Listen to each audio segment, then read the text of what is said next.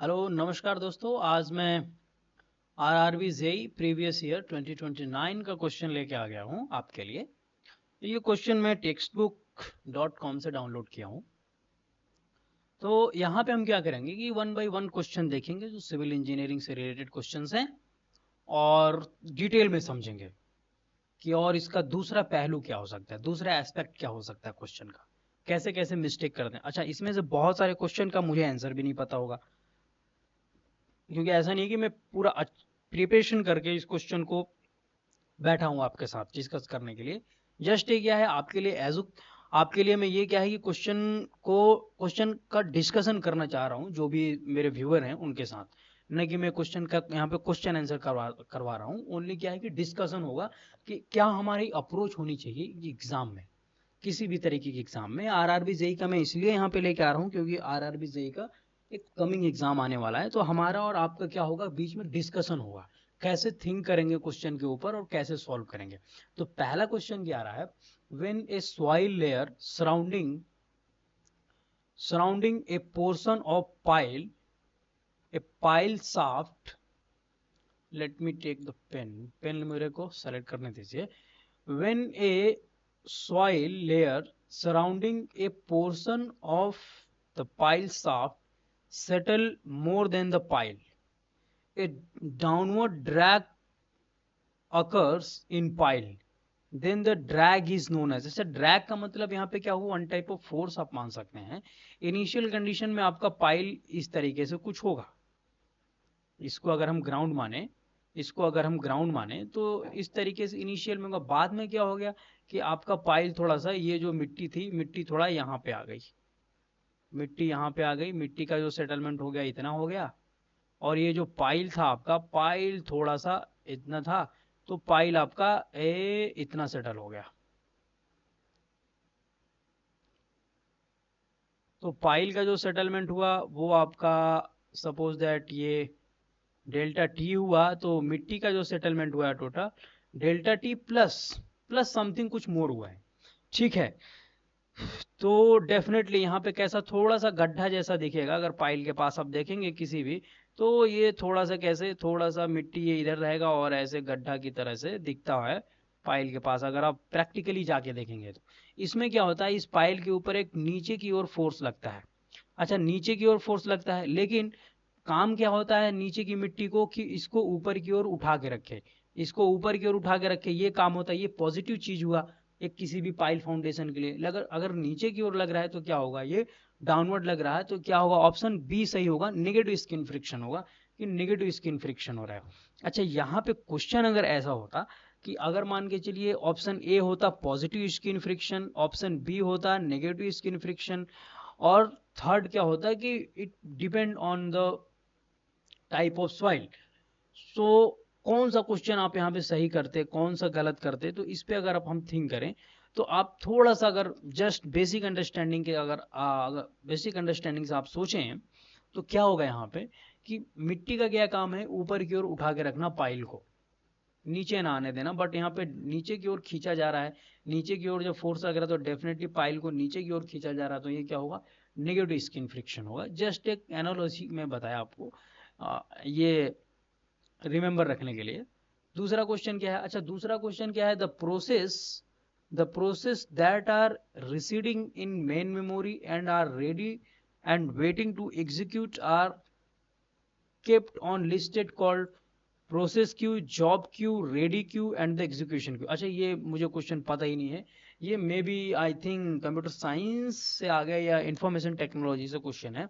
तो इसको क्या बोलते हैं हम देख लेते हैं। इसको बोलते हैं, अगर कोई चीज रेडी एंड वेटिंग है टू एग्जीक्यूट तो इसको हम बोलते हैं रेडी क्यू। ये किस में है, रेडी क्यू में है। क्वेश्चन थर्ड क्या है यहाँ पे, क्वेश्चन थर्ड क्या है कि which of the following statement about the environmental education is false. अच्छा, यहाँ पे ये रिमेंबर रखिएगा क्वेश्चन पढ़ते समय कि यहाँ पे बोला क्या गया है, फॉल्स बोला गया है। बहुत सारे समय में क्या होता है कि मैं अभी जस्ट एक दो चार मिनट पहले मैं क्वेश्चन सॉल्व करवा रहा था, तो मैं फॉल्स को देखा ही नहीं, तो वो मिस्टेक हो गया। तो आप रिमेंबर रखिए ऑलवेज कि यहाँ पे क्वेश्चन में फॉल्स दिया गया है, ना कि करेक्ट दिया गया है। तो इसमें से फॉल्स पूछा गया है, तो अच्छा यहाँ पे क्या है, और 4 में से एक ही ऑप्शन सही है, तो देखते हैं। The environmental education is essential for the younger generation only, नहीं ये सबके लिए ये जरूरी है, ना कि यंगर के लिए। तो पहला ही ऑप्शन गलत हो गया, तो पहला ही होगा सही इसका। क्या होगा? पहला सही होगा। अच्छा, दूसरा नॉलेज के लिए पढ़ लेते हैं, BCD क्या दिया गया है।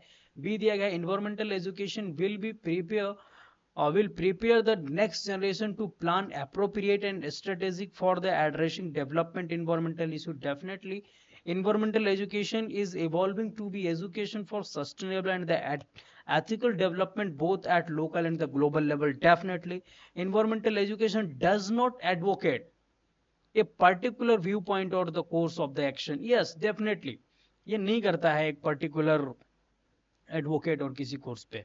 जैसा कि आप देख सकते हैं, अगर हिंदी भाषी से हैं तो आप देख सकते हैं, पर्यावरण शिक्षा किसी विशेष दृष्टिकोण या कार्यवाही की वकालत नहीं करती। ये क्या करती है? इसका काम क्या है? अगली पीढ़ी को विकासशील पर्यावरण मुद्दों से निपटने के लिए उचित रणनीति तैयार करेगी, और पर्यावरण शिक्षा स्थानीय और वैश्विक दोनों स्तरों पर सतत एवं नैतिक विकास की शिक्षा के रूप में विकसित हो रही है। Yes, definitely. आगे देखते हैं यहाँ पे क्या है, the design of deep beam. यहाँ पे डीप बीम की बात की गई है भाई साहब। Deep beam, the factor that are taken into account. Deep beam की बात की गई है, non linear distribution of stress, temperature stress, lateral buckling and all of the options. अच्छा, डीप बीम क्या होता है? डीप बीम की अगर हम बात करें तो बीम क्या होता है, आप सबसे पहले यहाँ पे देख लीजिए। ये होता है बीम।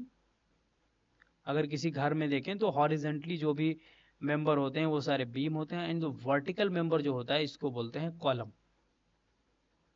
वर्टिकल मेंबर को बोलते हैं कॉलम। ये वर्टिकल हो गया और ये हॉरिजेंटल हो गया। अच्छा, हॉरिजेंटल मेंबर में कुछ इसकी डेप्थ होगी, कुछ विड्थ होगी। अगर बीम को ऐसे देखें, ये बीम हो गया, ठीक है, तो इसकी क्या होगी? इसकी कुछ चौड़ाई होगी, विड्थ होगी, एंड कुछ इसकी डेप्थ होगी, डी मान लीजिए, ठीक है। अच्छा, कोई क्राइटेरिया होता है कि जब डी क्या होगा, ग्रेटर डब्ल्यू होगा, तो ये डीप बीम के अंडर में आ जाता है। अच्छा, डीप बीम जो होता है वो क्या होता है कि उसमें बकलिंग होने के भी चांसेस रहते हैं, टेम्परेचर स्ट्रेस भी होता है, non linear distribution of stress भी होता है। अगर आप डिटेल में देखना चाहते हैं तो प्लीज कमेंट कीजिए। तो इसमें क्या होगा? ऑल ऑफ द ऑप्शंस क्या होगा इसमें? अच्छा, इसमें देखिए इन्होंने गलत ऑप्शन सेलेक्ट कर दिया। यहाँ पे सी के जगह पे, यहाँ पे एक्चुअली लैटरल बकलिंग करना चाहिए था, एंड डी के ऑप्शन पे करना चाहिए था ऑल ऑफ द ऑप्शन। तो सी इसमें सही होगा, यस सी ही सही होगा। वो कंफ्यूज करने के लिए दिए हुए हैं। Which calcium, when calcium carbonate is heated, calcium carbonate is heated, it decompose to given. अच्छा, ये किसमें होता है? तो H2O में होता है एंड CaO में होता है, ठीक है। जब कैल्शियम कार्बोनेट को आप हीट करते हैं, कैल्शियम कार्बोनेट क्या होता है?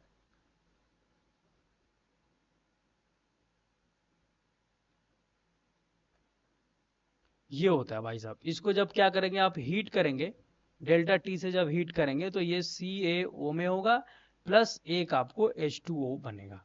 तो ये ऑप्शन में दे रखा है क्या? अच्छा जी, यहाँ पे क्वेश्चन क्या था कि when the calcium carbonate, oh calcium hydroxide मैंने लिख दिया, अच्छा देखिए, इसी तरीके से मिस्टेक होता है एग्जाम में इसी तरीके से मिस्टेक होता है, तो आप रिमेंबर रखिए। तो यहाँ पे कैल्शियम कार्बोनेट की बात हो रही है, तो CaCO3 होता है, CaCO3। जब आप इसको हीट करते हैं डेल्टा टी से, तो आपको ये CaO देगा, प्लस CO2 देता है।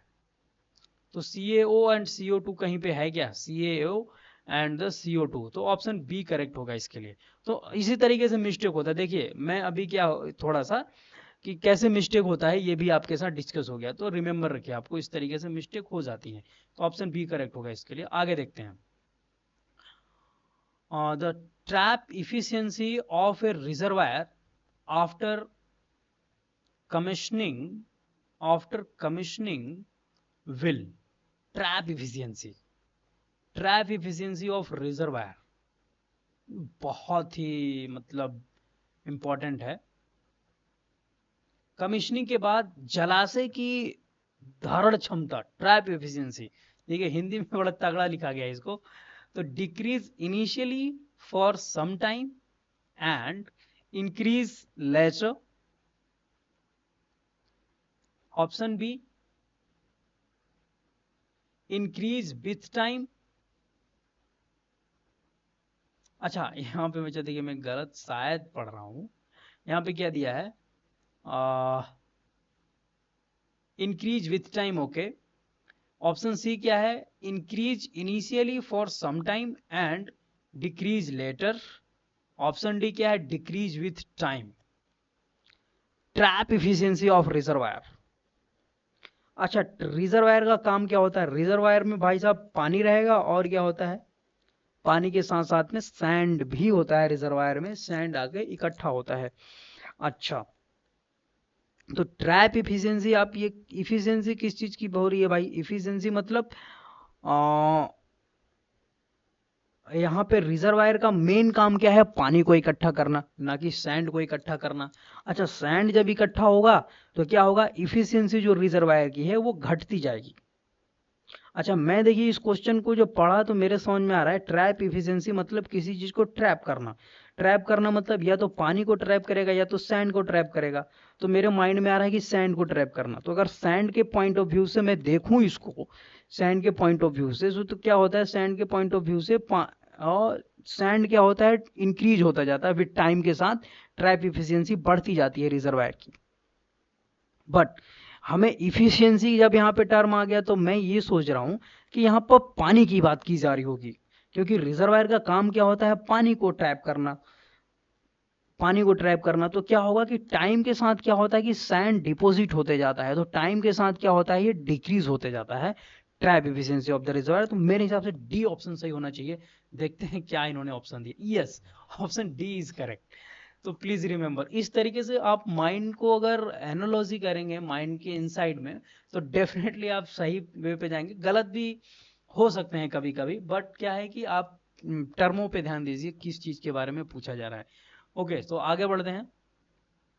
Which of the following is used to measure the difference in pressure between 2 points in a pipe or in two different pipe? वाह वाह वाह, क्वेश्चन देखिए। Which of the following is used to measure the difference in pressure between 2 points in a pipe और इन to different pipe?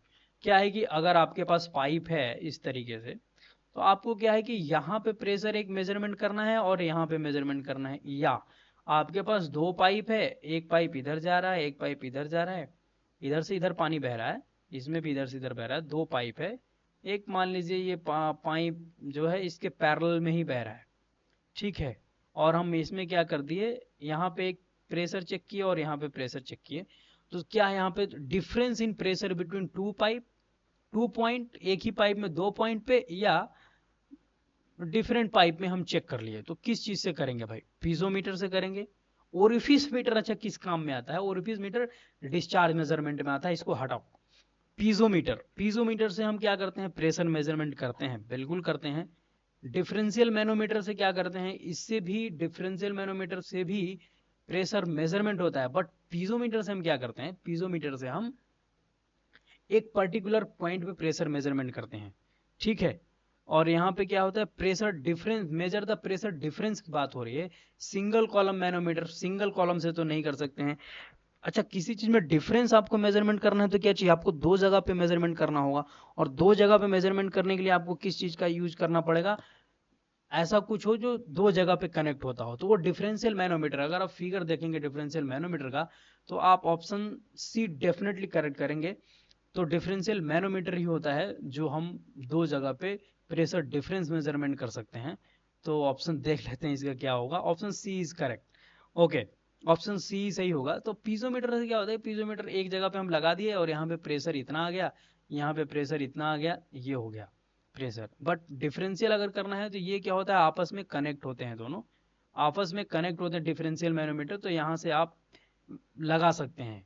और इसमें क्या होता है, मरकरी डाला हुआ होता है जो जिसका डेंसिटी बहुत ज़्यादा होता है। ये कॉन्सेप्चुअल एक अंडरस्टैंडिंग है। अगर आपको डिस्कस चाहिए इस पे तो डेफिनेटली आप कमेंट बॉक्स में कमेंट करना होगा इसके लिए। आगे देखते हैं। Koenig of train wheel is done for the purpose of. अच्छा देखिए, इस क्वेश्चन का मेरे को आंसर थोड़ा थोड़ा याद है, देखते हैं। कोनिंग ऑफ ट्रेन व्हील, अच्छा कोनिंग ऑफ ट्रेन व्हील, अगर आप ट्रेन के पहियों को देखेंगे, ट्रेन के पहियों को देखेंगे तो कुछ इस तरीके से होता है, हल्का सा कोनिंग होता है, हल्का सा कोनिंग होता है ताकि इसको मुड़ने में आसानी हो। जब टर्निंग होता है तो टर्निंग में आसानी हो, कुछ ऐसा बात यहाँ पे लिखा है क्या। For reducing the self weight of wheel, enabling the train wheel to cover different distance along the inner and outer curve simultaneously। yes, ये सही ऑप्शन होगा। for reducing the frictional contact surface area with the rails, rails मतलब पटरी को बात हो रहा है, फॉर द डेकोरेटिव पर्पस नहीं, ऑप्शन बी करेक्ट होगा। मैं आपको बोला ना, कर्व पे क्या होगा कि स्मूथली वो क्या होगा कि वो टर्न हो जाए, क्योंकि यहाँ पे देखिए आप अगर चीज अगर आप यहाँ पे देखेंगे तो क्या होगा, अगर आपको कर्व पे मुड़ना है, अगर आपको कर्व पे मुड़ना है तो क्या होगा कि आपको, अच्छा देखिए, कर्व पे जब मुड़ना है तो ये जो बाहर वाला जो बाहर वाला जो ये पटरी होगी, बाहर वाला जो रेल होगा, इस पे जो पहिया होगा इसको ज्यादा चलना होगा कंपेयर टू इनर वाले से। तो इनर वाले का, जब इनर वाले पे क्या होता है, जब यहाँ पे पहिया चलता है तो यहाँ पे क्या हो जाता है, यहाँ पे बड़ा वाला हिस्सा आ जाता है, बाहर वाले पहिए पे क्या आ जाता है, बड़ा वाला हिस्सा आ जाता है, और जो इनर वाला पहिया होता है इस पे क्या आ जाता है, छोटा वाला हिस्सा आ जाता है। ठीक है, तो बड़ा वाला, अब एक बार ये घूमेगा, एक बार छोटा वाला घूमेगा। अब जो इस पे क्या आता है मैं आपको दिखा देता हूँ, इस पे छोटा वाला हिस्सा घूमता है, ये बड़ा वाला हिस्सा इधर हो गया, छोटा वाला हिस्सा एकदम पटरी पे है। यहाँ पे छोटा वाला हिस्सा क्या होता है, छोटा वाला हिस्सा आगे की ओर होता है और बड़ा वाला हिस्सा पटरी पे होता है। तो वो क्या होता है कि आउटर वाले को ज्यादा मूव करता है अगर बड़ा चक्का मूव कर रहे हैं, क्योंकि एक बड़े चक्के के साथ आप एक बार चक्कर काटें, छोटे चक्के के साथ एक बार चक्कर काटें तो बड़ा वाला ज्यादा डिस्टेंस कवर करेगा। तो डेफिनेटली इसी चक्कर में उसको ऐसे बनाया जाता है, तो बी ऑप्शन करेक्ट होगा इसके लिए। आगे देखते हैं। The particle size, the particle size of an aggregate bigger than 4.75 mm, bigger than 4.75 mm but smaller than 75 mm। अच्छा, एक एग्रीगेट है, बिगर है, बट अच्छा यहां में यदि particle size of aggregate bigger than 4.75 mm but smaller than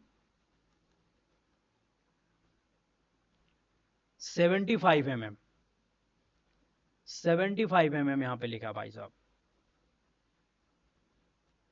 तो एक पार्टिकल है, लेट सपोज उसका साइज क्या है, साइज में एस मान लिया, ठीक है, तो वो क्या है कि ग्रेटर है 4.75 से, ठीक है, बट लेस है 75 mm की बात हो रही है यहाँ पे, बट लेस है किससे,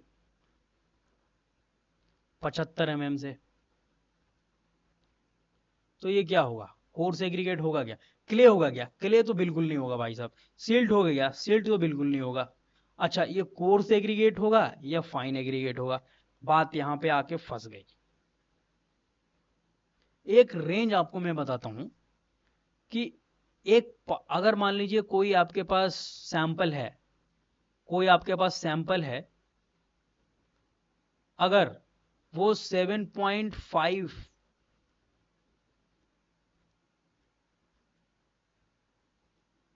वो अगर 75 माइक्रोन वाला जो सीव है, अगर 50% वो क्रॉस कर गया, मान लीजिए 100 kg था आपके पास, 100 ग्राम था, अगर 51 ग्राम आ गया, डाउनवर्ड हो गया, अगर पास कर गया इसको, तो ये फाइन ग्रेड जो आपके पास सैंपल है वो फाइन सैंड और फाइन ग्रेन में आ जाएगा, अदरवाइज वो कोर्स में रहेगा।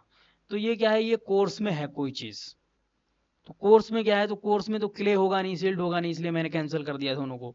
ठीक है, अब बचा क्या है, कोर्स एग्रीगेट बचा और फाइन एग्रीगेट बचा यहाँ पे। अच्छा, इसमें भी रेंज होता है। अब 75, अगर मान लीजिए इस पे यहाँ पे अगर मान लीजिए 40 ही पास हुआ, 60 रह गया, तो ये कोर्स में आ गया। ठीक है, अच्छा इसमें भी रेंज होता है, किस रेंज से किस रेंज को सैंड बोलेंगे, किस रेंज से, अगर 4.75 वाले रेंज से अगर नीचे रहता है तो वो सैंड में आता है, तो सैंड की यहाँ बात हो नहीं रही है। तो यहाँ पे और coarse aggregate and the fine aggregate, तो ये मे बी फाइन एग्रीगेट के अंडर में आएगा, क्योंकि सैंड के बाद ही जस्ट इसका रेंज है, 4.75 से ग्रेटर है, मतलब ये सैंड के जस्ट बाद का रेंज दिया हुआ है, तो इट मीन्स ये फाइन एग्रीगेट आएगा। देखते हैं ऑप्शन क्या करेक्ट होगा, ऑप्शन ए होगा करेक्ट, कोर्स एग्रीगेट में आता है, आप रिमेंबर रखिएगा प्लीज। तो देखिए इस तरीके से ये रेंज का क्वेश्चन है, तो आप रेंज वाइज याद रखिएगा। आप क्या कर सकते हैं, आप कमेंट में फॉर अदर स्टूडेंट के लिए आप कमेंट में लिख सकते हैं कि एक रेंज होती है कि किस रेंज से किस रेंज वाले मटेरियल को हम लोग कोर्स एग्रीगेट और फाइन एग्रीगेट बोलते हैं। अच्छा, आपके लिए मैं सर्च भी यहाँ पे कर सकता हूँ, थोड़ा सा अगर मुझे टाइम दें तो मैं आपको सर्च करके दिखा सकता हूँ यहाँ पे। तो particle size of an aggregate, particle size of aggregate अगर मैं यहाँ पे सर्च करूँ, पार्टिकल साइज रेंज,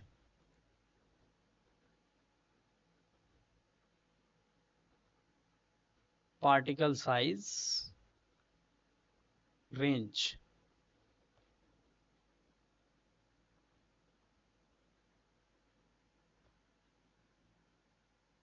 देखिए यहाँ पे आपका पूरा डिटेलिंग यहाँ पे दिया हुआ है।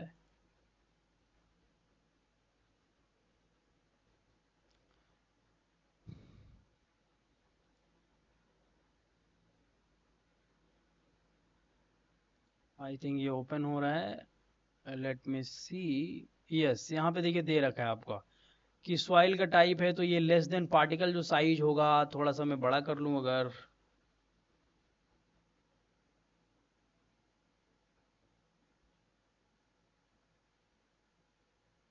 देखिए अगर आपको यहाँ पे दिख रहा होगा तो ग्रेवल क्या है, ग्रेवल 4.75 से 75 के बीच में आता है, इट मीन्स क्या होगा आपका, ये ग्रेवल होगा, कोर्स एग्रीगेट में आएगा। अच्छा सैंड अगर फाइन होता है तो किस में आता है, फाइन 0 पॉइंट, अच्छा सैंड का रेंज आप देख लीजिए 0.075 टू 4.75, ये रेंज मुझे रिमेंबर था इसलिए मैं बता रहा था आपको। और ग्रेवल का जो भी ऊपर हो गया 4.75 से 75 के बीच में है वो ग्रेवल आता है, इट मीन्स कोर्स एग्रीगेट आता है। फाइन एग्रीगेट में आपका फाइन, अच्छा और भी क्लासिफिकेशन होते हैं, आप अपने हिसाब से देख सकते हैं, बट इस टाइप का क्वेश्चन आप एक्सपेक्ट कर सकते हैं, ये इस तरीके का डायरेक्ट क्वेश्चन बनता है एग्जाम में। आगे देखते हैं आगे क्या होगा। रिमेंबर रखिएगा ये कुछ। अच्छा यही सब डिस्कशन आपके साथ होगा, मैं आपको पहले ही बताया था, मैं यहाँ पे आपको क्वेश्चन सॉल्व नहीं करवा रहा हूँ, यहाँ के आपके साथ डिस्कशन हो रहा है, ताकि आपका कैसे क्वेश्चन को अप्रोच करते हैं वो आपको आइडिया लगे, और कहीं मेरे से भी मिस्टेक हो सकती है तो आप डेफिनेटली प्लीज कमेंट करके बताइए ताकि मैं उसको सुधार सकूं। नेक्स्ट क्वेश्चन देखते हैं, 10 number question, the most common type of scaffolding which is widely used in the construction of brick work is, अच्छा स्कैफोल्डिंग को क्या बोलते हैं, मचान बोलते हैं, हिंदी में अगर देखना चाहें कोई स्टूडेंट अगर हिंदी का हो तो यहाँ पे देख सकता है, इसको क्या बोलते हैं, मचान। अच्छा ये कौन सा करते हैं भाई, सस्पेंडेड स्कैफोल्डिंग करते हैं, या ट्रेस्टल स्कैफोल्डिंग करते हैं, स्टील स्कैफोल्डिंग करते हैं, या सिंगल स्कैफोल्डिंग करते हैं, मोस्ट कॉमन स्कैफोल्डिंग कौन सा किया जाता है। अच्छा ये देखिए इसका क्या है कि इसका भी मोस्ट कॉमन करने का जो रीजन होगा वो क्या होगा कि कुछ एडवांटेज होगा, कुछ एडवांटेज होगा, मे बी ड्यूरेबिलिटी ज्यादा होगी या इजी वे में हो जाता होगा, इस तरीके से हम लोग कुछ एडवांटेज जरूर होगा, तभी हम लोग कोई इसमें चारों में से कोई ना कोई एक करते हैं।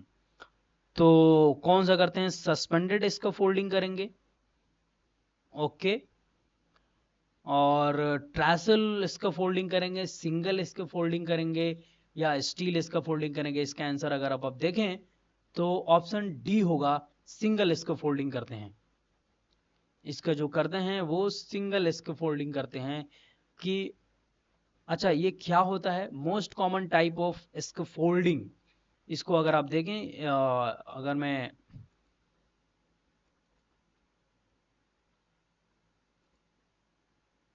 The most common scaffolding which is widely used in construction of brick, इसको अगर मैं सर्च करूं, आपको सर्च करके दिखाऊं तो क्या आंसर आता है, अभी आप देखिएगा।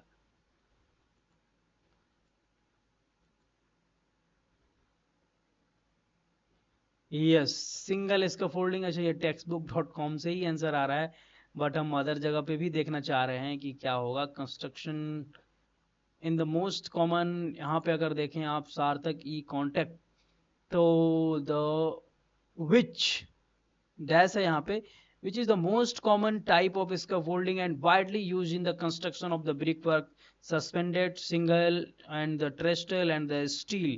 तो अगर आप यहाँ पे आंसर देखें तो आंसर में क्या होगा, आंसर आई डोंट नो, पता नहीं उन्होंने दिया। सिंगल स्कैफोल्डिंग यहाँ पे दिया है, एक्सप्लेनेशन भी इन्होंने दिया है। तो क्या है explain, to explain I would say the single scaffolding और the brick layer scaffolding consists of a single row of standard placed at a distance of about 1.2 meter from the wall. The distance between the successive standard is above 2 meter and 2.5 meter. The ladders are then fixed to the standard at the vertical distance of about 1.2 meter to 1.8 metre. Okay, इन्होंने कुछ ऐसा comment दिया है, but ये क्या है, थोड़ा convincing मेरे को नहीं लग रहा है, इसलिए हम आगे नहीं बढ़ेंगे इस पे। Let's move ahead with the next question. Question number 11, which of the, अच्छा आप कमेंट कर सकते हैं कि इसका क्या रीजन है जो सिंगल स्कैफोल्डिंग रखा जाता है। विच of the following concept is the basic principle of structural design. आपको कोई स्ट्रक्चर डिजाइन करना है तो बेसिक प्रिंसिपल आप क्या वहां पे एज्यूम करने वाले हैं, या क्या होता है बेसिक प्रिंसिपल, किन बेसिक प्रिंसिपल को ध्यान में रख के आप स्ट्रक्चरल डिजाइन करेंगे। Partial weak column beam, which of the following concept is the basic principle of structural design. तो partial weak column beam, equally strong column beam, strong column, weak beam, weak column and the strong beam. अच्छा यहाँ पे आपसे पूछा जा रहा है कि अगर आपको डिजाइन करना है कोई स्ट्रक्चर तो आप किसको रखेंगे, बीम को वीक रखेंगे या कॉलम को वीक रखेंगे। अगर आपको ऑप्टिमम डिजाइन मान लीजिए करना है थोड़ा बहुत आपको, तो किसको रखेंगे भाई साहब, स्ट्रॉन्ग दोनों में से किसको रखेंगे या दोनों को ही स्ट्रॉन्ग रखेंगे। अच्छा आप ऐसे नॉर्मल किसी जनरल आदमी से पूछे तो क्या बोलेगा जनरल आदमी कि भाई दोनों को आप स्ट्रॉन्ग बनाओ, लेकिन दोनों को स्ट्रॉन्ग बनाने का क्या फायदा है, क्या ऑप्टिमम डिजाइन होगी। एज ए इंजीनियर हम लोग क्या फोकस करते हैं कि ऑप्टिमम डिजाइन हो, किसी भी चीज का ऑप्टिमम डिजाइन हो, मतलब कम से कम खर्चे में ज्यादा से ज्यादा अच्छा बने। अच्छा एक मैं आपको एग्जांपल दे सकता हूँ कि ओवर रिनफोर्स डिजाइन करने का कोई मतलब नहीं होता है, क्योंकि क्या होता है कंक्रीट अगर पहले फेल कर गया तो ओवर रिनफोर्स ज्यादा सरिया देने से कोई मतलब नहीं होता है। इसलिए हम क्या करते हैं कि पहले जो डिजाइन करते हैं वो अंडर रेनफोर्स करते हैं, ताकि क्या हो कि रेनफोर्स अपना, और ओवर रेनफोर्स करने से क्या होगा कि जो ब्रिटल फेल्योर होता है एकदम से टूट जाएगा सारा आपका स्ट्रक्चर, क्योंकि स्टील टूटेगा नहीं। अंडर इन्फोर्स करने से क्या होता है कि स्टील पे पहले क्रैक आएगा, इट मीन्स आपका जो बीम है वो बेंड होगा हल्का सा, तो आपको आइडिया लग जाएगा कि स्टील फेल हो रहा है, तो आप वहां से हट सकते हैं। तो इसी तरीके से यहाँ पे कुछ कॉन्सेप्ट होगा अगर आपको क्या करना है। अच्छा कॉलम को अगर मैं बात करूं तो जनरल आदमी क्या बोलेगा कि दोनों को डिजाइन करो, बट एज अगर थिंक करें, अच्छा मुझे इसका आंसर एग्जैक्ट नहीं पता है, अगर मैं सोचूं पॉइंट ऑफ व्यू से कि क्या यहाँ पे सेलेक्ट करना चाहिए, तो जो बीम है जो कॉलम है, कॉलम को स्ट्रांग बनाना चाहिए, कॉलम को स्ट्रांग बनाना चाहिए, क्योंकि कॉलम अपना फेल नहीं होना चाहिए और बीम भी नहीं फेल होना चाहिए। लेकिन कंपेरेटिवली अगर हम बात करें दोनों में से तो कॉलम स्ट्रांग ज्यादा होना चाहिए। तो देखते हैं ऑप्शन क्या सही आता है, देखते हैं। यस ऑप्शन सी सही है, स्ट्रॉन्ग कॉलम होगा एंड द वीक बीम होगा। तो इस तरीके से आप सोच सकते हैं और क्वेश्चन को सही कर सकते हैं। ओके, नेक्स्ट क्वेश्चन क्या है, pick up the correct statement from the following. Correct statement को आपको यहां पे सेलेक्ट करना है। Runway is from the leading side is called threshold. ये फिर एक टर्मिनोलॉजी का क्वेश्चन है, यहाँ पे ऑल ऑप्शन भी है। तो मोस्ट ऑफ द केसेस में क्या होता है कि ऑल ऑप्शन करेक्ट होता है, बट यहाँ पे देखते हैं क्या होता है। Localizer indicate to the pilot his position with respect to the proposed alignment. The grid slope indicate the correct angle of descent. अच्छा, मेरे को कुछ भी यहाँ पे समझ में नहीं आ रहा है इस क्वेश्चन में, तो मैं क्या करूंगा, मैं ऑप्शन डी के साथ जाऊंगा। आप अपना ऑप्शन भी जो पॉज करके कुछ भी बोल सकते हैं, बट मैं डी के साथ जाऊंगा। मैं फाइनल आंसर दिखाने जा रहा हूं, यहाँ पे आपका ऑप्शन डी सही होगा। यस ओके, आगे बढ़ते हैं। Winter Olympic game come into begin in, oh ये तो मुझे पता नहीं है इसका आंसर। Winter Olympic games come into the begin, कब शुरुआत हुआ था विंटर ओलंपिक? तो कभी हुआ होगा, मे बी 1916 या 24 कभी भी हुआ होगा, मुझे नहीं पता इसका आंसर। तो 1924 में हुआ होगा। चलिए, इसके साथ आपका एक जीके भी हो गया। इन कॉन्ट्रेक्चुअल पेमेंट, देखिए भाई साहब, in contractual payment are a bill means. अब देखिए भाई, कॉन्ट्रेक्चुअल पेमेंट आप कर रहे हैं, कोई भी कॉन्ट्रैक्ट ले लिए हैं और आप पेमेंट कर रहे हैं, तो आर ए बिल का मतलब क्या होता है? अच्छा, ये सब जो कॉन्ट्रैक्ट का काम करते हैं उनको अच्छे तरीके से पता होगा कि ये रिसीविंग अमाउंट बिल बोलते हैं या रिसिप्ट एंड अमाउंट बिल बोलते हैं, रनिंग अमाउंट बिल बोलते हैं या रिकरिंग अमाउंट बिल बोलते हैं। कुछ तो अलग ही नाम होना चाहिए इन द कॉन्ट्रेक्चुअल पेमेंट्स। अच्छा, हिंदी वाला वर्जन देख लें क्या? हिंदी में भी समझ में आ जाए कुछ। रिसीव, अच्छा वही फटाक से वो कॉपी पेस्ट कर दिए, रिकरिंग का मतलब भी कुछ नहीं लिखा है इन्होंने। तो क्या बोलते होंगे भाई, receiving amount in contractual payments are a bill means what?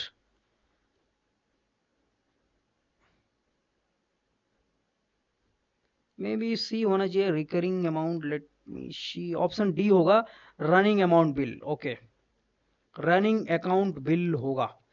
May B क्या होगा कि कुछ काम चल रहा, अच्छा इसके बारे में मैं ज़्यादा कमेंट कर नहीं सकता हूँ। अगर कोई दोस्त मेरा कॉन्ट्रेक्चुअल काम पे कर रहा होगा, कॉन्ट्रेक्चुअल काम कर रहा होगा, तो आप प्लीज़ कमेंट कीजिए कि इसको रनिंग अकाउंट बिल क्यों बोलते हैं और रिसीव अमाउंट बिल क्यों नहीं बोलते हैं और रिसिप्ट एंड अकाउंट बिल क्यों नहीं बोलते हैं। ऑप्शन डी इसका करेक्ट होगा। What is the full form FDDI? Fibre distributed data interface. ये आपको देखना पड़ेगा क्या होगा इसका FDDI का। ए ऑप्शन होगा, fibre distributed data interface. Option, question number 16, bending moment at any section. Bending moment at any section in A conjugate beam gives the actual beam. Okay, shear force अगर आप निकालते हैं तो slope देता है और bending moment निकालते हैं तो आपको डिफ्लेक्शन देता है, याद रखिएगा ऑलवेज। बेंडिंग मोमेंट, अच्छा आपके पास एक क्या है कि बीम है। मैं आपको थोड़ा सा हिंट देना चाहता हूँ यहाँ पे, कैसे, यहाँ पे क्या मतलब क्या है इसका कहने का मतलब ये है कि आपके पास एक बीम है भाई साहब, और उसको आप सॉल्व कर रहे हैं किसके? कंजुगेट बीम के मेथड के थ्रू से। तो कंजुगेट मेथड कुछ होता होगा, मुझे पता है, लेकिन मैं यहाँ पे डिस्कस नहीं करना चाहता हूँ। तो उसमें क्या करते हैं कि उसमें ड्रॉ कर देते हैं फोर्सेस को, कितना फोर्स है क्या है। और ड्रॉ करने के बाद क्या करते हैं, इस जो एक नया जो बीम बन के आया, इस बीम से एक नया बीम बनाते हैं, और उस नया बीम को बनाने के बाद इस बीम में जो भी नया बीम बन के आया, इस बीम में क्या करते हैं, हम फोर्स निकालते हैं। फोर्स निकालने के बाद हम शियर फोर्स निकालते हैं। शियर फोर्स आप निकालते हैं तो आप क्या आपको मिलता है? स्लोप मिलता है। और जब बेंडिंग मोमेंट आप जब निकालते हैं इस वाले बीम में, अच्छा शियर फोर्स इस बीम का निकालेंगे और यहाँ आपको स्लोप मिलेगा। शियर और बेंडिंग मोमेंट इस बीम का निकालेंगे किसी भी सेक्शन पे, तो उस सेक्शन का यहाँ पे क्या मिलेगा आपको? डिफ्लेक्शन मिलेगा। Remember always please, option C is correct. अच्छा, कंजुगेट बीम से अगर क्वेश्चन आ ही गया है तो आप एक चीज और देख लीजिएगा साथ साथ में, अगर आप वीडियो देख रहे हैं तो फटाक से अपना मोबाइल उठाइए या फिर एक गूगल पे जाइए और देखिए कि बेंडिंग मोमेंट, अच्छा मैं ही आपके लिए सर्च कर दे रहा हूं जो मैं बोल रहा हूं, please please wait. Conjugate beam,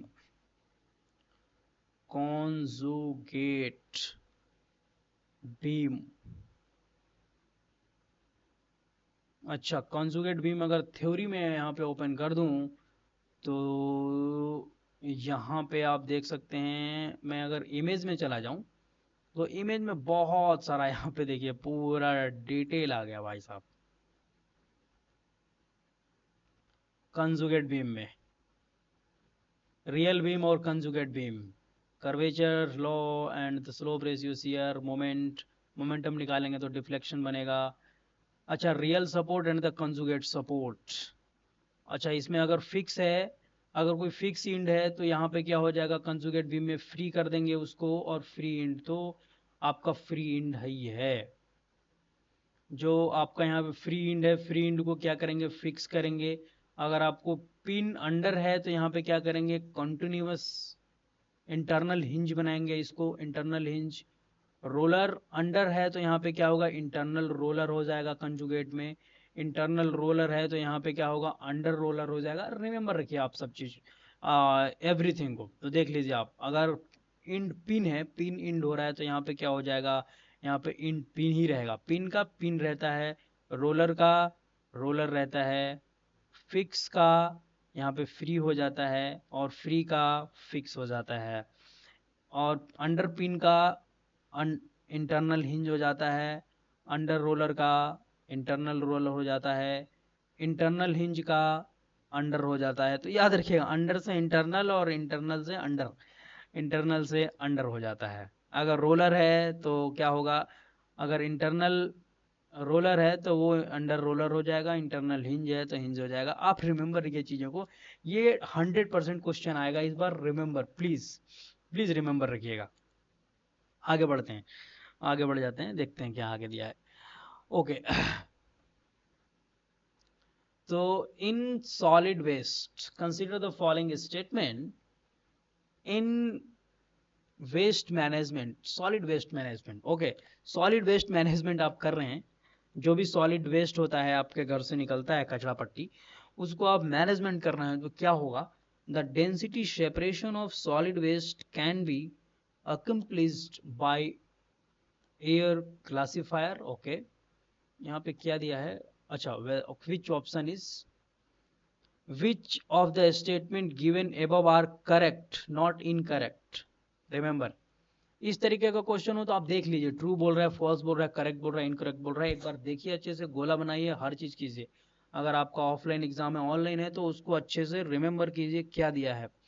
अच्छा, iron recovery from solid waste can be done by magnetic separator. Yes, magnetic separator से ही आयरन रिकवरी कर सकते हैं। बहुत अच्छा, ये तो जनरल हो गया स्टेटमेंट।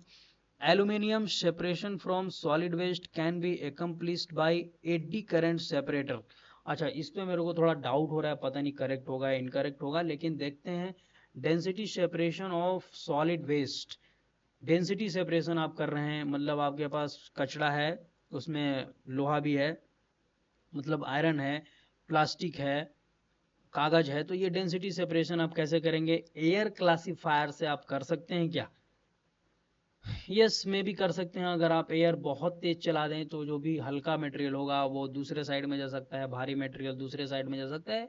उस तरीके से डिजाइन करना होगा कि किसका ग्रेविटी कितना स्पेसिफिक, डेंसिटी किसका ज़्यादा है, उस हिसाब से कौन सा डेंसिटी का एयर कितना सा है, कितना ये बियर कर सकता है, तो उसी हिसाब से हम डिज़ाइन कर सकते हैं। तो ऑप्शन मेरे को A1 2, तीसरे में थोड़ा सा मेरे को, ये मैं तो पढ़ा भी नहीं हूँ कि एकम्प्लिस्ड बाय, क्या हम एल्यूमिनियम सेपरेशन हम एडी करंट और सेपरेटर से कर सकते हैं क्या। एडी करंट तो आपको पता ही होगा, एडी करंट क्या होता है, आपने फ्लूइड मैकेनिक्स में पढ़ा होगा। और इससे हम एल्यूमिनियम का इससे कुछ रिलेशन है क्या, aluminium separation from the solid waste. 1 2 तो करेक्ट इसमें दिखा रहा है एक ऑप्शन में, सी ऑप्शन मेरे को इसमें सही लग रहा है, बट लेट्स सी। इस तरह का अगर आपको कंफ्यूजन हो जाए तो आप, अगर नेगेटिव मार्किंग है तो इस टाइप के क्वेश्चन को आप टच ना करें, क्योंकि मैंने तो कभी नहीं पढ़ा है। अगर आप थोड़ा सा भी जानते हो कि एडी करंट सेपरेटर क्या होता है और वो एल्यूमिनियम को सेपरेट कर पाएगा या नहीं, तो मैं ऑप्शन, क्योंकि ये न्यू क्वेश्चन मुझे लग रहा है और मैं कभी पढ़ा भी नहीं हूँ इसको, तो मैं ऑप्शन डी के साथ जाना चाहूँगा अगर मुझे सेलेक्ट करना ही होता तो, क्योंकि मे भी हो सकता है कि कुछ ऐसा रिसर्च हुआ हो कि एडी करंट से आप एल्यूमिनियम को सेपरेट कर सकते हैं। तो देखते हैं ऑप्शन क्या होगा। ऑप्शन सी सही है, यस डेफिनेटली। एडी करंट से आप नहीं कर सकते हैं भाई साहब, तो ऑप्शन सी करेक्ट होगा। Remember always. देखिए कभी कभी क्या होती हैं चीज़ें गलत हो जाती हैं, सही हो जाती हैं, तो ऐसे ही मिस्टेक होता है। तो रिमेंबर रखिए चीज़ों को कि कैसे आपको टैकल करना है एग्जाम में, एग्जाम प्रेशर के साथ हो भी। तो ऑप्शन सी करेक्ट होगा। ऐसा एडी करंट सेपरेटर मैंने नहीं पढ़ा था आज तक, बट मैं भी फिर भी मैं सोचा कुछ रिसर्च हुआ होगा, बट ऐसा नहीं होता है। कभी कभी हो भी जाता है भाई साहब, तो क्योंकि रिसर्च की दुनिया अपने आप में बहुत बड़ी होती है, कुछ भी रिसर्च हो सकता है। In any good staircase the maximum and minimum pitch should be. अच्छा, इस चीज को मैं बहुत अच्छे से पढ़ा था जब मैं प्रिपरेशन कर रहा था। तो ये बोल रहा है कि in any good staircase the maximum and minimum pitch should be.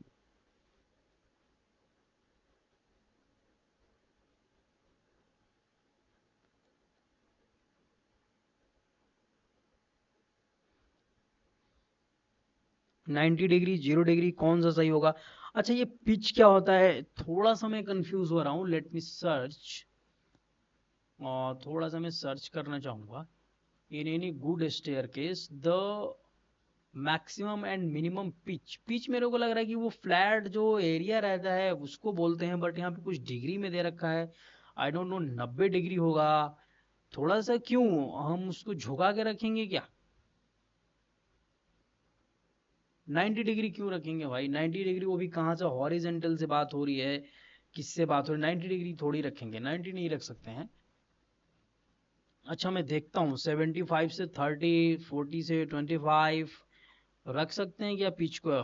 Late me C pitch पहले होता क्या है, क्योंकि जब तक आपको क्लियर विजन नहीं होगा कि व्हाट इज आस्किंग एक्चुअली, तब तक आप अच्छे से डिस्कशन नहीं कर सकते हैं। तो लेट मी सी। अच्छा, the maximum pitch should not exceed 40 degree, the minimum pitch should not be less than 25 degree. अच्छा, ये पिच होता क्या है? लेट मी फिगर से अगर आपको मैं दिखाऊं। Okay okay okay okay, now I think you got it. What is pitch? ओहो, क्वेश्चन खुल गया। व्हाट इज पिच, आप देख सकते हैं यहाँ पे कि पिच क्या होता है। बहुत ही अच्छे तरीके से आप देख लिए। ट्रेड और राइज जो ये होता है, इस एंगल को बोलते हैं। अच्छा, मैक्सिमम कितना रख सकते हैं और मिनिमम कितना रख सकते हैं? अगर आप देखें, max it should not be increase 40 degree and it should be less than 25 degree. तो क्वेश्चन क्या है भाई साहब? क्वेश्चन ये है पिच क्या होता है। अगर आपको पिच पता होता तो डेफिनेटली आप आंसर दे दिए होते अब तक, या जिसको पता है वो डेफिनेटली आंसर दे दिया होगा। बट फॉर जिसको नहीं पता है, जो नए स्टूडेंट हैं, उनके लिए क्या होगा कि पिच किसको बोलते हैं? अगर आपकी सीढ़ी ऐसे जा रही है, स्टेयर आपका ऐसे जा रहा है ऊपर ऊपर और ये छत पे चला गया, तो ये क्या होगा? ये जो एंगल होगा ना, इसका और इसका एंगल, ये वाला जो एंगल है, इसको हम क्या रखेंगे? 25 रख सकते हैं मिनिमम। मैक्सिमम कितना रख सकते हैं? मैक्सिमम हम इसको 45 डिग्री रख सकते हैं। 45 डिग्री रख सकते हैं। अच्छा, 45 डिग्री रखने से क्या होगा? 25 डिग्री रखने से क्या होगा? 45 डिग्री रखने से क्या होगा? 25 डिग्री रखने से क्या होगा? जो आपका ये राइज होगा ये। अच्छा, एक चीज और आपको, यहाँ पे मान लीजिए R1 है, ये R2 है, तो क्या होगा कि R2 आपका लेस होगा कंपेयर टू R1। इसलिए भी क्वेश्चन आ सकता है, तो आप रिमेंबर रखिएगा। इसके लिए तो ऑप्शन सी सही होगा। मैक्सिमम एंड मिनिमम पिच क्या होता है, पिच एंगल यहाँ पे बोलना चाहिए था यार, थोड़ी सी मेरे को कंफ्यूजन हो गई। पिच में समझ लिया कुछ और, पिच एंगल से आप याद रखिएगा पिच एंगल क्या होता है। ओके, क्वेश्चन ऐसे भी आ जाते हैं कभी कभी, क्लियर क्वेश्चन नहीं होता है। Okay, the force which meet at a point, the forces which meet at a point, एक पॉइंट है यहाँ पे, क्या हो रहा है, बहुत सारे फोर्सेस मीट कर रहे हैं, ये क्वेश्चन शायद बोल रहा है। आगे पढ़ते हैं। And have their line of action in different plane, line of action क्या है, वो डिफरेंट प्लेन में है, एक ही प्लेन में नहीं है। मतलब आप 3D इमेजिन कीजिए, इमेजिन कीजिए वो 3D कोई चीज है। तो एक क्या आ रहा है, एक एक्स डायरेक्शन से आ रहा है और लाइन ऑफ एक्शन एक्स की ओर है। एक वाई डायरेक्शन से आ रहा है वाई की, वाई और उसको, एक जेड डायरेक्शन से आ रहा है जेड, जेड की ओर उसकी लाइन ऑफ एक्शन है। और अगर मैं एक ही लाइन ऑफ एक्शन में कैसे आप विजुलाइज कर सकते हैं, मान लीजिए आपके हथेली पे, हथेली पे आप एक रख दीजिए, शियर फोर्स आप लगा रहे हैं हथेली पे एक ही डायरेक्शन से, एक ही डायरेक्शन से लगा रहे हैं शियर फोर्स, एक ही डायरेक्शन से लगा रहे हैं शियर फोर्स, दूसरे डायरेक्शन से आप लगा रहे हैं शियर फोर्स, तो क्या होगा, एक ही प्लेन में होगा। एक ही प्लेन कहने का मतलब ये हो गया कि एक्स वाई प्लेन, जैसे आपको मैं एग्जांपल के थ्रू बताऊं, तो ये एक प्लेन हो गया, ये एक्स और ये वाई एक प्लेन हो गया, यहाँ पे कोई फोर्स है तो ये एक ही प्लेन में यहाँ पे लग रहा है, ठीक है। बट अनदर प्लेन क्या क्या होगा, ये एक्स, ये वाई और ये जेड, तो एक प्लेन ये हो गया, एक्स और जेड का प्लेन हो गया, एक वाई और एक्स का प्लेन हो गया, एक वाई और जेड का प्लेन हो गया, तो तीन प्लेन इसमें है, ठीक है। अब आप समझिए इसको कि जो लाइन ऑफ एक्शन है वो अलग अलग डायरेक्शन में है। आप इमेजिन कीजिए कोई एक ऐसा पॉइंट होगा कि जहां पे फोर्स जेड डायरेक्शन से लग रहा होगा, एक्स डायरेक्शन से, वाई डायरेक्शन से, एक ही जगह पे मीट कर रहा होगा।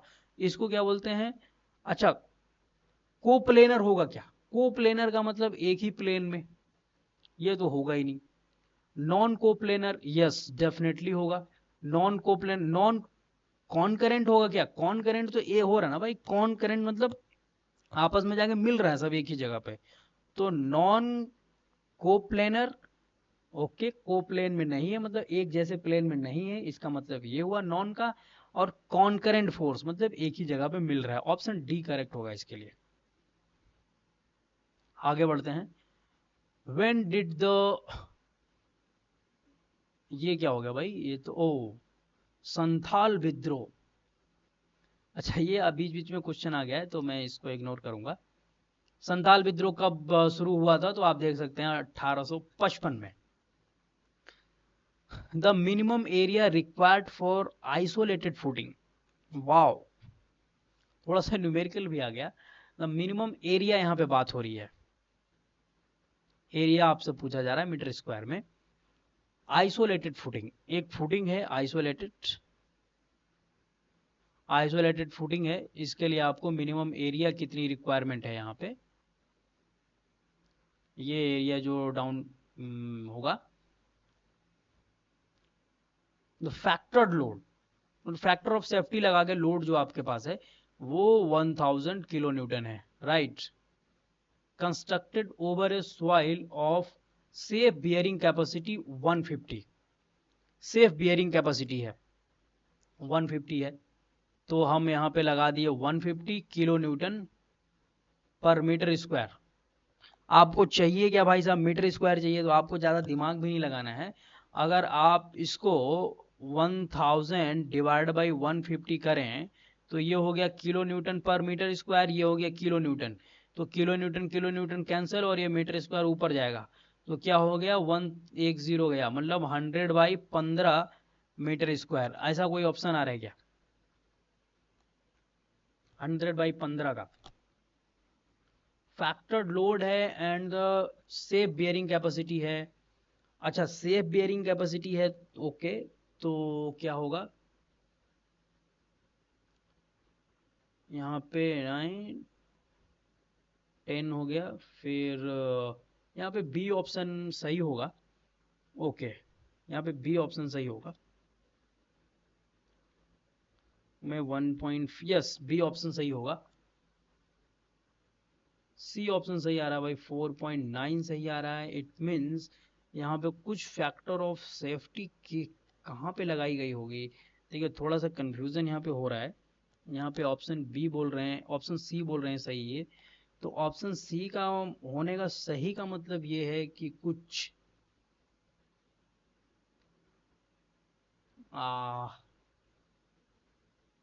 सेफ बियरिंग कैपेसिटी जो है इसको आई थिंक इसको इंक्रीज किया गया है 1.5 से। 1.5 इंटू 150 किलो न्यूटन पर मीटर स्क्वायर, इसमें फैक्टर ऑफ सेफ्टी लगाई गई है। राइट, इसमें फैक्टर ऑफ सेफ्टी लगाई गई है। तो अगर आप यहाँ पे लाएंगे 1000 डिवाइडेड बाई 1.5 इंटू 15, तो 0 से 0 कैंसिल एंड यहाँ पे 10 आएगा। तो 1000 डिवाइड बाई 15 इंटू 15, तो अगर आप 15 से इसको करेंगे तो आ जाएगा यहाँ पे 6 और यहाँ पे 10 आएगा, तो फिर 6 होगा आपका और फिर 6 7 हो जाएगा। फिर 15 से कीजिए तो 15 चौको 60 और फिर आपको यहाँ पे 6 आ गया तो 15 चौको 60, 15 फिर आपका यहाँ पे 6 हो गया तो यहाँ पे फिर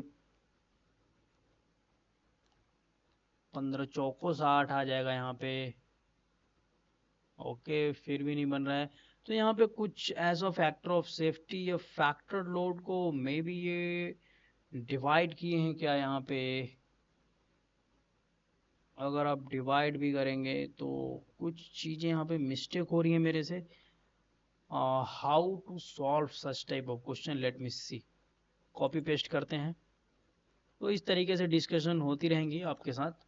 कॉपी पेस्ट करते हैं, देखते हैं इसका सॉल्यूशन कैसे किया गया है।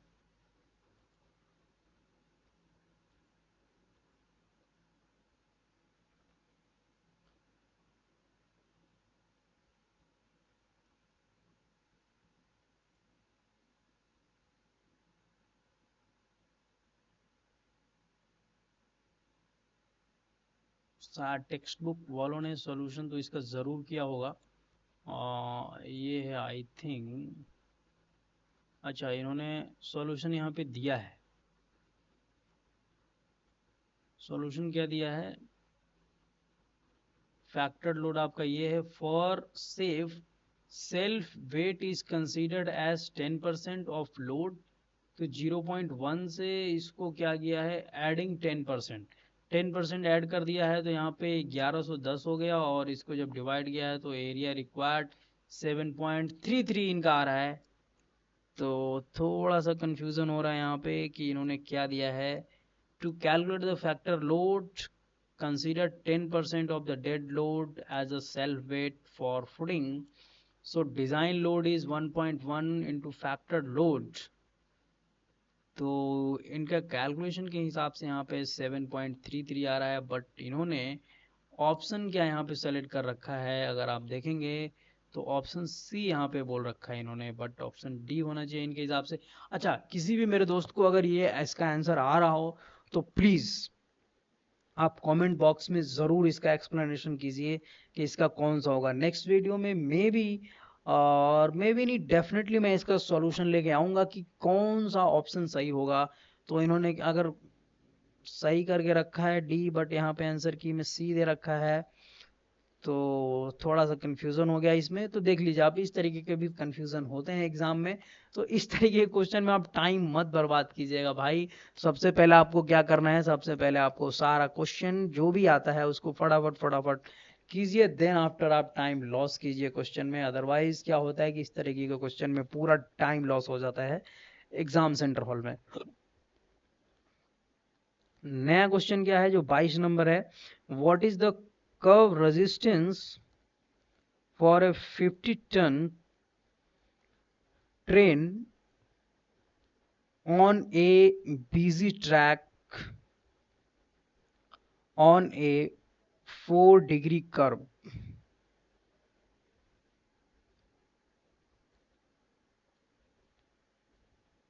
ये भी डायरेक्ट फॉर्मूला से ही क्वेश्चन है कुछ, ये डायरेक्ट फॉर्मूला से है, इसको देखना पड़ेगा क्या होता है।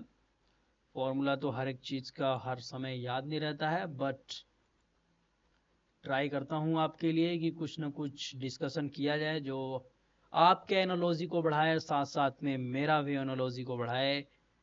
अच्छा, यहाँ पे फॉर्मूला देखिए क्या होता है। फॉर्मूला जो होता है वो curve resistance on busy track is equal to 0.0004 WD। D आपका 4 दे रखा है एंड W 50 दे रखा है। अगर आप इसको कैलकुलेट करेंगे तो आपका आ जाएगा 0.08।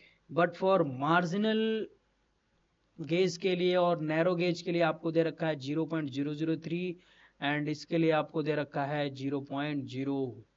अच्छा, मे भी मेरे को अब समझ में आ रहा है कि मुझे को थोड़ा थोड़ा याद भी आ गया। 4%, 3%, 2% इसका क्या होता है, स्लोप रखते हैं हम। अब मैं आपको बताता हूँ कि कैसे ये कॉन्सेप्ट आया। आप देखिए यहाँ पे 4 डिग्री यहाँ पे जो दे रखा है ना,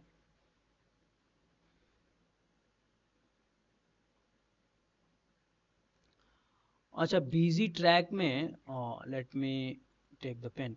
बिजी ट्रैक में क्या होता है, बिजी ट्रैक में जो एंगल होता है वो होता है 4%।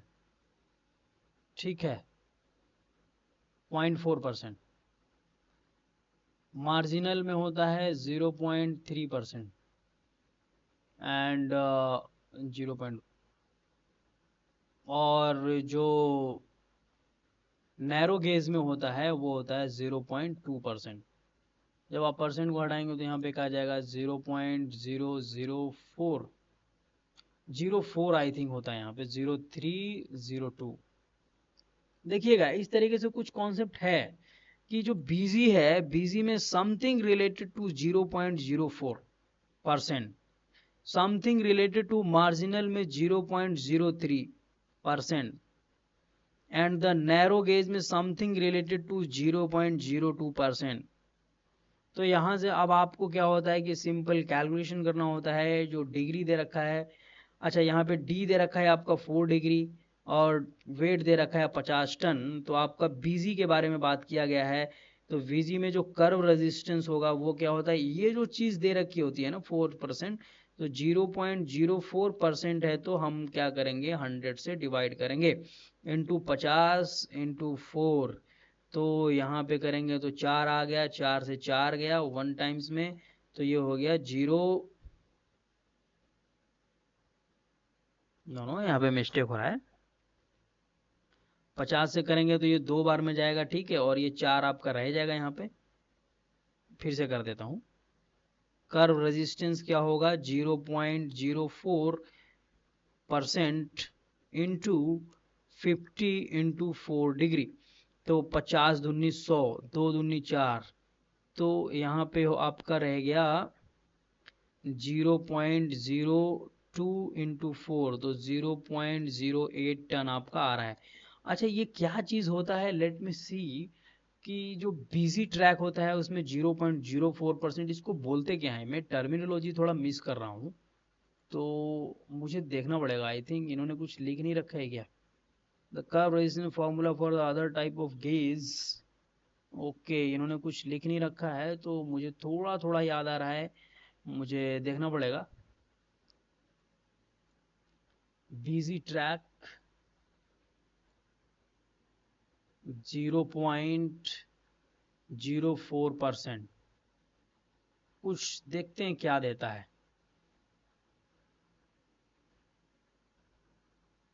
ओ यस यस यस यस, अच्छा इन्होंने दूसरे जगह दे रखा है 3%। What will be the great compensation percent of 3 degree, great compensation बोलते हैं इसको। ग्रेट कंपनसेशन याद रखिएगा for busy track, great compensation for MG track, great compensation for the narrow track. Always remember please. तो ग्रेट कंपनसेशन बोलते हैं इसको, remember रखिएगा। मैं बोला कुछ कुछ मेरे को याद आ रहा था। इसको कितना था, great compensation for the 0.04%, great compensation for the busy track VG track का 0.04%, MG ट्रैक के लिए grade compensation for MG track 0.03% and narrow gauge के लिए 0.02%। Always remember please, curve resistance निकालने में इसका बहुत यूज होता है। मे भी आप क्वेश्चन एक्सपेक्ट कर सकते हैं इस टॉपिक से, क्योंकि ज्यादातर क्वेश्चन इसमें कुछ टफ बनाते नहीं है रेलवे इंजीनियरिंग से, तो आप एक्सपेक्ट कर सकते हैं कि आरआरबी में, नेक्स्ट आरआरबी में आ सकता है ये क्वेश्चन। 23 में क्या है कि mud pumping is a problem occurring in which type of pavement. Mud pumping हो रहा है भाई साहब। मड पंपिंग का मतलब क्या होता है? आपने कभी ये हाईवे वगैरह पे चला है? हाईवे वगैरह पे क्या होगा कि कभी कभी नीचे से पानी निकलने लगता है, रोड के नीचे से। मान लीजिए आपके रोड के नीचे पानी भर गया और आपकी गाड़ी एकदम से उस पे गई और साइड से क्या हो गया कि पिचकारी की तरह से पानी बाहर निकला, उसको बोलते हैं मड पंपिंग। और वो किस टाइप के पॉसिबल, किस टाइप के जगह पे पॉसिबल है? अगर आपका वहां का जो रोड है वो आपस में पूरा क्या हो कि एक स्लेब की, एक छत की तरह बन जाए, मतलब आपस में क्या हो, एकदम अच्छे तरीके से बाइंडिंग हो, अच्छे तरीके से बाइंड हो भाई साहब। तो अच्छे तरीके से बाइंड किस में रहेगा? आप जब सीमेंट वगैरह मिला के बनाएंगे ना, कि आप अगर अलकतरा मिला के, बिटुमिन मिला के बनाएंगे तो नहीं होगा। तो डेफिनेटली रिजिड का, ये रिजिड वाले में ज्यादा प्रॉब्लम होता है मड पंपिंग का। तो ये तो सिंपल सा क्वेश्चन था, ऑप्शन ए सही होगा इसके लिए। आगे देखिए। अच्छा, ये ओलंपिक कमेटी से आ गया, इसको छोड़ते हैं। while representing the diameter in dimensioning, it is represented as।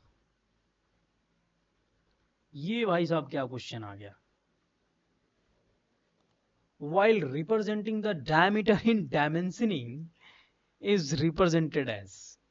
Okay, अच्छा भाई साहब, डायमेंशनिंग में जब डायमेंशनिंग करते हैं तो डायमीटर किससे करते हैं? किस चीज का डायमेंशनिंग करना है भाई साहब? ओ अच्छा अच्छा, ये है उससे। नाउ आई एम गेटिंग, ये कहां से क्वेश्चन आया है? ये थीटा से, ये फाई से करते हैं। ये इंजीनियरिंग ड्राइंग का क्वेश्चन है भाई साहब, इंजीनियरिंग ड्राइंग का क्वेश्चन है। जब आप ड्राइंग बनाते हैं किसी चीज का तो डायमीटर किससे दिखाते हैं? वो फाई से दिखाते हैं। रिमेंबर रखिएगा इसको, ये फाई से दिखाते हैं। यस मैं तो कंफ्यूज हो गया थोड़ा। Question number 26। 26 में क्या है कि द सुपर एलिवेशन ई दे रखा है भाई साहब। ये क्या होता है? Where V is speed. अच्छा, सुपर एलिवेशन का फॉर्मूला पूछ रहा है। V is speed of vehicle, G is acceleration due to gravity, R is the radius of the horizontal curve, W is the weight of vehicle, and G is the universal gravitational constant। Okay, तो यहाँ पे आपसे पूछा जा रहा है, अच्छा gravitational constant का कोई मतलब नहीं होता है, तो ये दोनों ऑप्शन तो ऐसे ही चला गया। ठीक है, फिर आपका बचा ये ऑप्शन बचा, जी आर बचा। ठीक है, तो इसमें से आपका ई का क्या होगा? यूनिट ई का मीटर होगा। तो मीटर किसका आ रहा है भाई? यहाँ पे क्या हो जाएगा, मैं देख लेता हूँ फटाक से। तो मीटर क्यूब, मीटर पर सेकंड होता है ना, तो सेकंड क्यूब हो जाएगा वेलोसिटी का, डिवाइड बाई मीटर पर सेकंड स्क्वायर, और ये हो जाएगा फिर आपका मीटर। तो मीटर स्क्वायर, मीटर स्क्वायर, तो यहाँ पे 1 मीटर बचा, यहाँ पे सेकंड स्क्वायर है, तो मीटर पर सेकंड बच रहा। तो ये तो गलत हो गया ऐसे ही फटाक से। इसको देखते हैं, तो metre square divide by second square, और जी से जी चला गया, second square. So option C correct होगा। अगर फॉर्मूला नहीं भी पता है तो गेम कर दीजिएगा आप इस तरीके से, रिमेंबर रखिएगा ऑलवेज। ठीक है, ऑप्शन सी करेक्ट है। आगे देखिए, एक कंबाइंड फुटिंग में B rectangular in shape if. Combined footing जो आप कर रहे हैं, मतलब कंबाइंड फुटिंग का मतलब ये होता है कि एक फुटिंग तो आप ऐसे बना दिए, एक फुटिंग आप ऐसे बना दिए, बट क्या यहाँ पे कंबाइंड फुटिंग की बात हो रही है? कंबाइंड मतलब ये दोनों फुटिंग क्या होगा कि आपस में कंबाइंड होगा भाई साहब। एक फुटिंग यहाँ पे होगी और एक फुटिंग यहाँ पे होगी। अच्छे से करते हैं। अच्छा, ये क्या होता है? इन शेप ट्रायंगुलर में करते हैं, ट्रायंगुलर नहीं, ट्रेपोजेडल में करते हैं, और रेक्टेंगुलर भी करते हैं। तो कंबाइंड फुटिंग में भी rectangular in shape if both the column carry equal load। okay, अच्छा, इसका भी कॉन्सेप्ट होता होगा, रेक्टेंगुलर एंड ट्रेपोजॉइडल में भी फोर्स डिस्ट्रीब्यूशन वैसा हो जाता होगा कि एक ट्रेपोजॉइडल शेप का फोर्स डिस्ट्रीब्यूशन बनता होगा। आप देख लीजिएगा इसको थोड़ा कि क्यों बोलते हैं। ये मेरे तरफ से रिक्वेस्ट है प्लीज।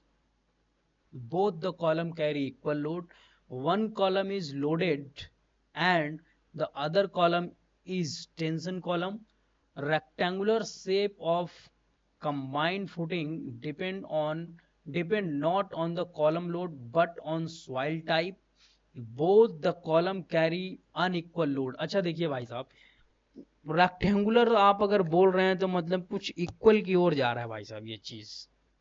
ट्रेपोजॉइडल से अगर आप कंपेयर करेंगे तो ट्रेपोजॉइडल में एक साइड क्या होता है कि अनइक्वल होता है विड्थ उसका, और दूसरे साइड में क्या होता है कि ज्यादा कम होता है। बट रेक्टेंगुलर में क्या होता है कि सेम होता है। तो मैं ऑप्शन ए के साथ जाऊंगा, मेरे को क्लियर इसका आंसर नहीं पता है, आप कमेंट में दे सकते हैं, देखते हैं। Yes, option A is correct for that. Yes please, now moving ahead. Blank है, फिलिंग द ब्लैंक। मैं इसको विच बोलता हूं, which one addressing mode is most suitable to change the normal sequence of execution of instruction, index, relative, and the immediate and the indirect. ये question कहाँ से है भाई साहब, इसको तो मैं समझ में नहीं पा रहा हूँ। आपको पता लग रहा है क्या कि ये क्वेश्चन कहाँ से होगा, किस टॉपिक से होगा? प्लीज कमेंट कीजिए कि 28 किस टॉपिक से है। तो देखते हैं। तो index addressing mode is most suitable to change the normal sequence, ये मैथमेटिक्स से लग रहा है मुझे। Okay, normal sequence of execution of the, ये तो भाई मेरे बाहर जा रही है मेरे समझ से। So addressing mode is most suitable to change the normal sequence. Okay, देखते हैं इसका क्या है। बी है, रिलेटिव होना कुछ। Okay, which of the following is the correct statement? In beam to column connection in steel construction। भाई साहब अब यहाँ पे स्टील की बात करेंगे। इस क्वेश्चन में स्टील का बात हो रहा है, कंक्रीट भूल जाइए एकदम। पंपिंग जो हो रहा था आपका, डीप बीम बन रहा था, वो सब भूलिए। आइए यहाँ पे आते हैं हम। In beam to column connection, beam और कॉलम को कनेक्ट करना है भाई साहब। एक कॉलम हो गया और यहाँ पे बीम है, यहाँ पे बोल्ट वगैरह से हम कनेक्ट करते हैं बीम और कॉलम को, तो वो बात हो रही है। If torsion is permitted eight the end of simply supported beam, eight the end of simply supported beam, torsion क्या है? टॉर्जन क्या है आपका यहाँ पे? परमिटेड है, थोड़ा बहुत टॉर्जन आप दे सकते हैं स्ट्रक्चर में। At the end of simply supported beam,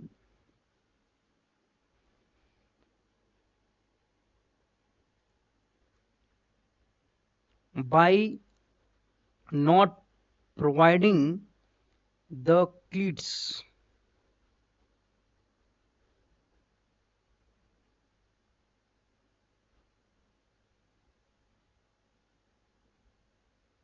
the effective length of the beam increase by 20%।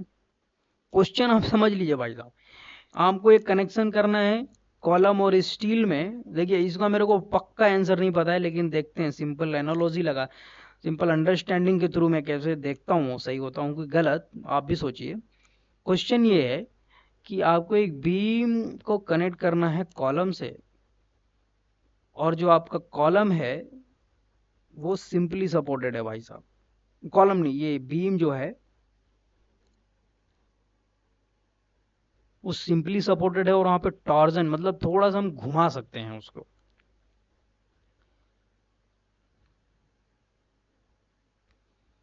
Bye not providing the cleats, और क्लीट भी वहां पे प्रोवाइड नहीं कर रहे हैं।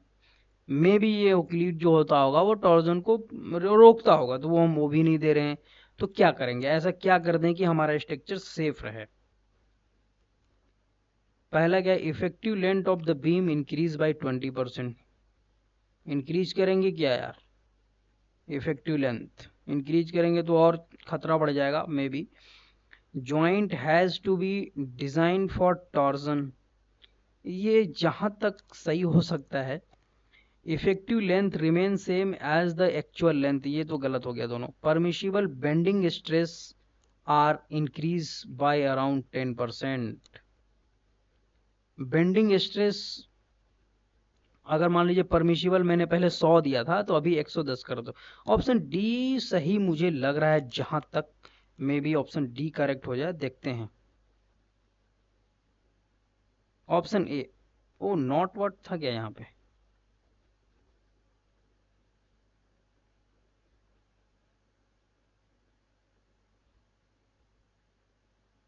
Okay, beam by not providing the cleats the effective length of the beam increase by 20%। Okay ठीक है, ऑप्शन ए करेक्ट होगा। प्लीज रिमेंबर रखिए कैसे होता है, आपको देखना पड़ेगा। World religion day is observed on the second third Sunday of the January। okay, the in AutoCAD the free orbit tool is found on the, भाई AutoCAD भी आपको सीखना पड़ेगा। Free orbit tool is found on the modify, rotate, 3D move and the move.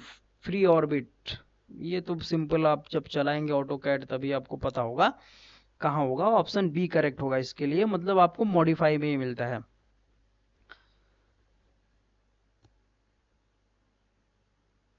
अच्छा, time भी बहुत हो गया तो देखते हैं 32 सॉल्व करते हैं, फिर नेक्स्ट डे मैं मूव आगे बढ़ूंगा। The portion of the structure below the ground level are called as, below the ground sub structure बोलते हैं भाई साहब, ये कौन सा बड़ा क्वेश्चन हो। सबमर्ज थोड़ी बोलेंगे, सब बोलेंगे। ऑप्शन बी सही है। कुछ क्वेश्चन बहुत इजी, ऑप्शन बी बोल रहा हूँ, डी नहीं। कुछ सही हो जाता है, कुछ गलत हो जाता है, तो इस तरीके से आप प्लीज क्वेश्चन 3, क्वेश्चन 33 आ गया। The locus of reaction of a two-hinge semicircular arch, straight line, parabola, circular, hyperbola. इस क्वेश्चन का आंसर आपसे मैं चाहूंगा, ए बी सी डी कौन सा सही होगा। नेक्स्ट डे हम मिलते हैं आपसे। Thank you, bye bye for today. Thank you, bye bye.